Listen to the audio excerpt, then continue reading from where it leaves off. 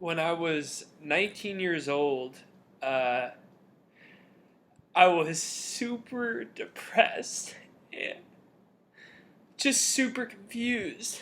And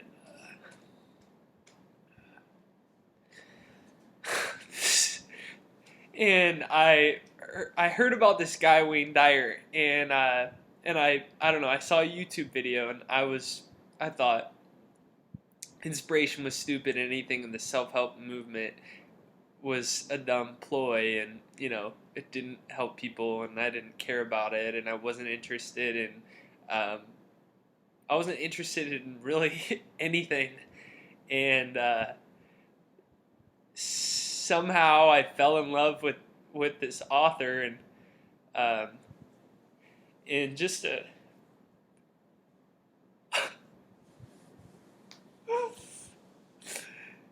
in just a few short years, I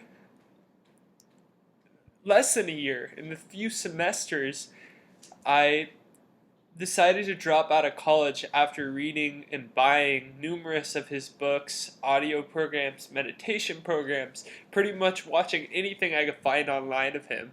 And I backpacked around the world and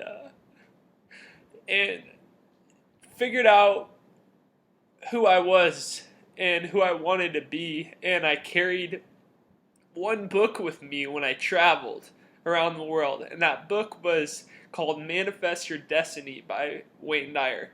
And when I came back, I decided that I wanted to be an author. And I did that because I said it to myself, if Wayne Dyer can do it, there's no reason that I shouldn't be able to do this.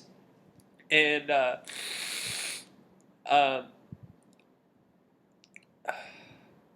it's 4 years later, and I'm an author by profession and a writer by choice, and I'm making a living doing something that this human being inspired by, and he passed away, and um, I don't know why it made me cry so much, but it made me think about this thing. He tells a story about when he was little and in and out of foster homes, and one day went home to his foster mother and was like, "Hey, mom, what is a scurvy elephant?"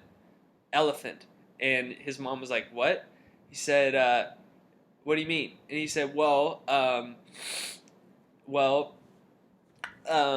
my teacher called me a scurvy elephant." And so his mom went to or foster mom went to the teacher and was like, "Why'd you call Wayne a scurvy elephant? What's that mean?" And she said, "I didn't. I called him a disturbing element." That's Wayne. He always gets everything mixed up.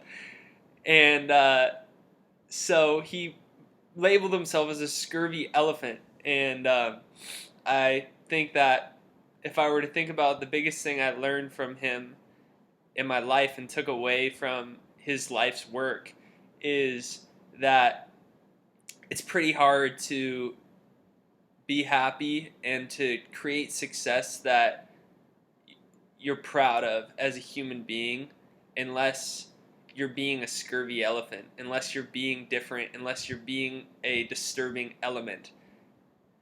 Because by nature, we're disturbing to a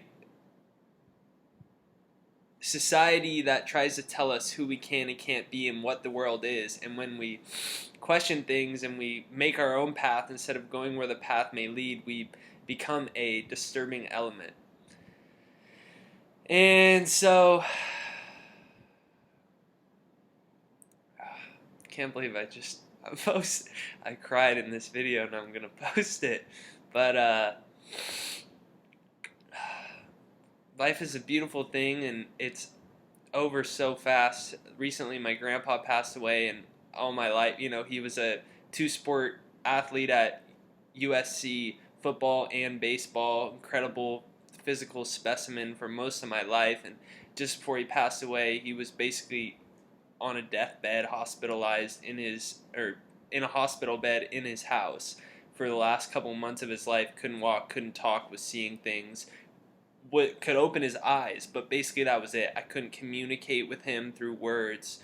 And it's crazy that that's all. Basically, we all die, and Wayne taught me that in the meantime you can manifest your destiny.